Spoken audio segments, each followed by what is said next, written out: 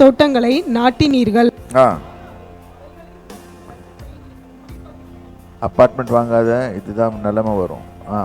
சரி, ஒரு உதாரணத்துக்கு சொல்றேன். ஓகே, சரி, நாட்டினீர்கள், ஆனாலும் அதன் ரசத்தை நீங்க குடிப்பதில்லை. உங்கள் மீறுதல்கள் மிகுதி என்றும். எதுக்கு காரணம் என்னன்னா, ஏன் இதெல்லாம் நடக்குதுன்னு சொன்னா, உன்னுடைய மீறுதல்கள் மிகுதி. மீறுதல்னா என்னது தெரியுமா? சட்டத்தை அவர் சொல்லியிருக்கிற இத மீறி வருகிறது தான் அவருக்கு பிடிக்காதது. அவர் போட்டு வச்சிருக்கார், கர்த்தர் இரக்கமுள்ளவர், கிருபையுள்ளவர், இல்ல அப்படித்தானே? கர்த்தர் கிருபையுள்ளவர், இரக்கமுள்ளவர், அப்படியே விட்டுருவாருங்க, அட்ஜஸ்ட் பண்ணிடுவாருங்க. அடிக்காம அட்ஜஸ்ட் பண்ண மாட்டாரு. மறுக்காமல் அடியை வர பண்ணி, அவர் சொன்ன தீங்கை வர பண்ணி உதைத்து. ஏனென்றால் அவர் வேற கணக்கு பார்க்கிறாரு. நீ நரகத்துக்கு போகக்கூடாது, நரகத்துக்கு போகக்கூடாது. அதனால என்ன பண்ணணும்னு கேட்டா, நரகத்துக்கு போகாம மோட்சத்துக்கு வரணும்னா இங்கே அடி வாங்கு. அங்கே போயிட்டீங்கன்னா உன்னை திருப்பி எடுக்கிறது கஷ்டமாச்சு. லாசரு காலத்தில் போன மாதிரி தான். அது அப்போ அந்த ஏழை லாசர் இருந்தானே, அவன் ஆபிரகாம் மடியில் சேர்த்து, அவனு பணக்காரன் என்னன்னா ஸ்டண்ட் விட்டான்.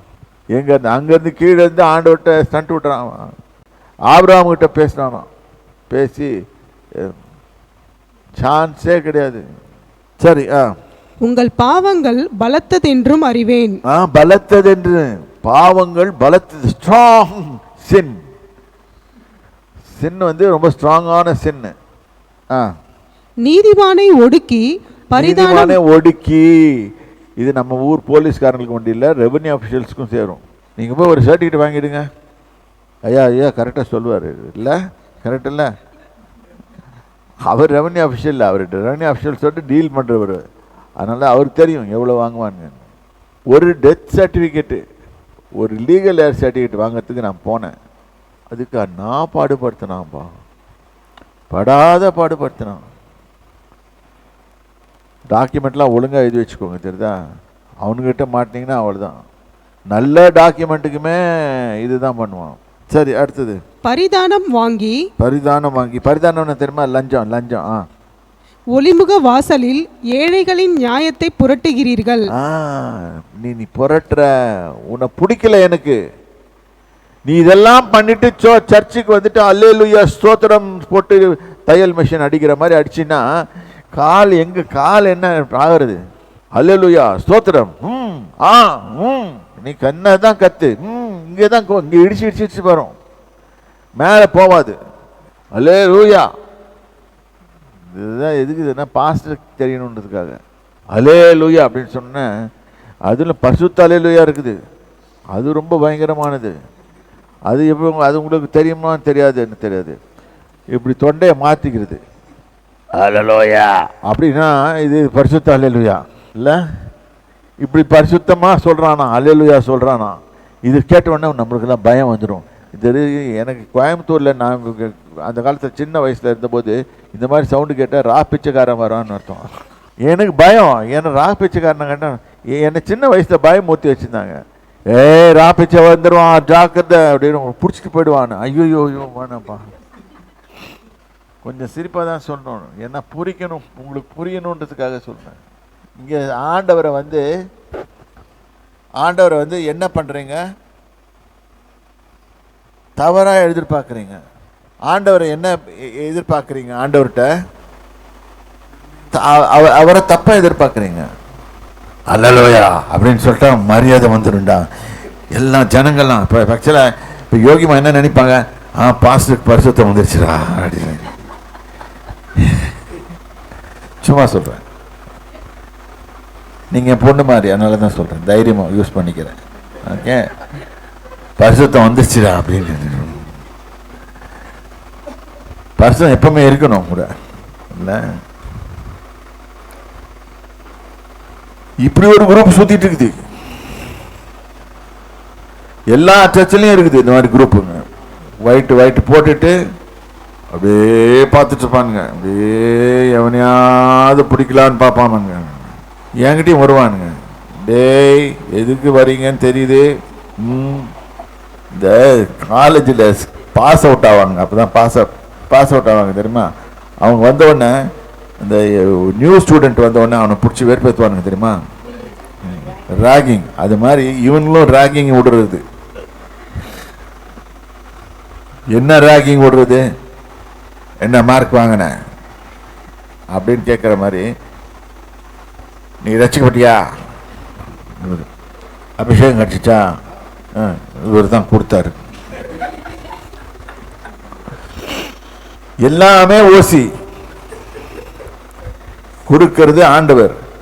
என்ன கேம் விளையாடுறாங்க பாருங்க. இதுல இது எனக்கும் நடந்துச்சு. நான் சின்ன வயசுல இருக்கும்போது எனக்கும் நடந்துச்சு. இவங்களை சமாளிக்க முடியலடா அப்படின்னு. நம்ம ஸ்டூடெண்ட் தானே, என்னடா இவங்களை சமாளிக்க முடியல, ஒயிட் அண்ட் ஒயிட் ட்ரெஸ் போட்டு நம்ம கரெக்டாக பண்ணிக்கிட்டே இருக்காங்க. அப்புறம் தான் யோசிச்சேன், இவங்களை சமாளிக்கிறதுக்கு ஒரே வழி, இவனுக்கு கேட்குற கேள்விகள்லாம் ஆமான்னு சொல்லிடணும்டா பதில். ரட்சிக்கப்பட்டியா அப்படின்றது. Very good. ரட்சிப்புனா என்ன தெரியாது. வேதம் சொல்றது முடிபெருந்தும் நிலைத்திருப்பவனே ரட்சிக்கப்படுவான். அப்ப ரட்சிப்பு மீனிங் என்ன? நீ முதல்ல இயேசுவை ஏற்றுக்கொள்ளும் போது ரட்சிக்கப்படுற. அதுலயே நீ முடிந்து போதுன்னு நிலைச்சிருந்தா முழுவதுமா ரட்சிக்கப்படுவ. இல்லாட்டி காலி. இங்க என்ன சொல்லி சொல்லி விளையாடுறான். அடுத்தது, ஆகையால் புத்திமான் அந்த காலத்திலே மௌனமாய் இருக்க வேண்டும். பத்தியா, இதுதான் பெஸ்ட். அவனுங்க கிட்ட பேசும்போது மௌனமாய் இருங்கள். ரொம்ப பேச விடாதீங்க. அவனை பேச விட்டீங்கன்னா உங்களை கன்ஃபியூஸ் பண்ணி விட்டுருவான். சீனியர், இதுல சீனியர் ஜூனியர் வேற இருக்குது தெரியுமா? ஐ எம் சீனியர் கிறிஸ்டியன் இப்படி சொன்னா ஆபிரகாம் தான் சொல்லணும் ஃபர்ஸ்ட். ஆபிரகாமுக்கும் நோவாவுக்கும் போட்டு வச்ச. நோவா சொன்ன, நான் தான் என் சீனியர், உனக்கு சீனியர், நீ என் மகன்டா அப்படின்வா. நான் உன் மகனா? கணக்கு போட்டு சொல்லிட்டு ஆதாம் வந்து கேட்பான், அப்ப என் பொசிஷன் என்ன வந்துச்சு? டேய் நீ பாவிடா, நீ தான் உன்னை பொண்டாட்டி பேச்ச கேட்டு நீ பழத்தை சாப்பிட்டு தான்டா எல்லாமே வந்துச்சு. கர்த்தர் என்னை கொண்டு தான் பூமியை சேவ் பண்ணாருன்னு சொல்லி இவன் சொல்லுவான். யாரு? நோவா சொல்லுவான். ஆபிரகாம் என்னை பார்த்து தான் இஸ்ரவேலையே ஸ்தாபித்தார், இன்னைக்கு ஆவிக்குரிய இஸ்ரவேலராகிய கிறிஸ்தவர்களை ஸ்தாபித்தார் அப்படின்னு அவன் சொல்லுவான். இதை உண்மையாவே அது மோட்சத்தை கேட்டு என்ன திட்டுவானுங்க எல்லாம்.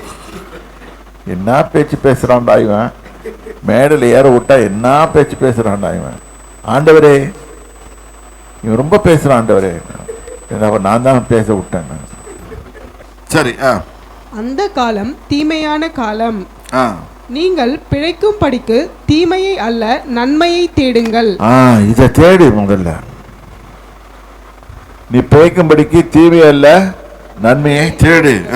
அப்பொழுது நீங்கள் சொல்லுகிறபடியே சேனைகளின் தேவனாகிய கர்த்தர் உங்களோட இருப்பார். நீ நன்மையை தேடினா நன்மை அவர் கூட இருப்பாரு.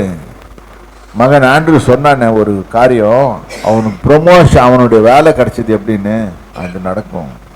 நீங்க போய் தேடாதீங்க, நீங்க அவரை தேடுங்க, அவர் உங்களை தேடுவாரு. அவர் உங்களை தேடிட்டு தான் இருக்கிறாரு, பார்த்துட்டு தான் இருக்கிறாரு.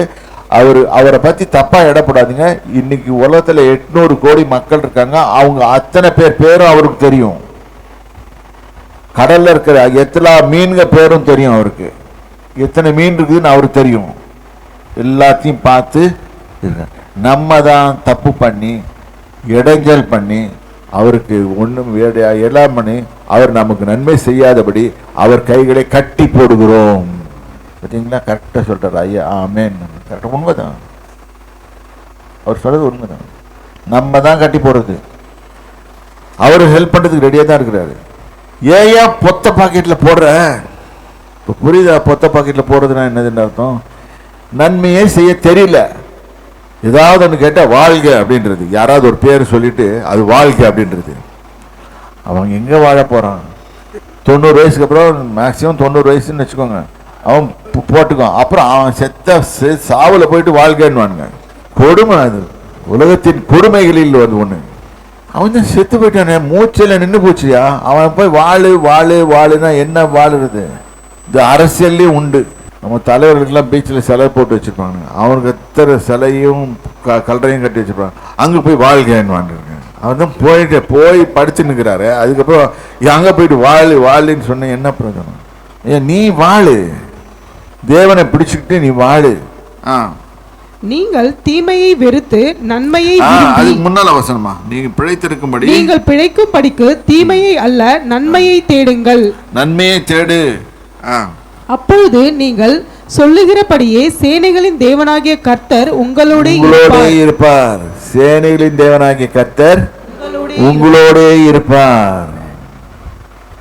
இன்னைக்கு எத்தனை பேருக்கு கர்த்தர் உங்களோட இருக்கணும்னு ஆசை? எல்லாம் யோசனை பண்ணி தூக்குதுங்க. எப்போ தட்டுவான் நெக்ஸ்ட் அப்படின்னு சொல்லிட்டு யோசனை பண்ணுதுங்களான்னு தெரியல. எத்தனை பேருக்கு சேனைகளின் தேவனாகிய கர்த்தர் தங்களோட இருக்கணும்?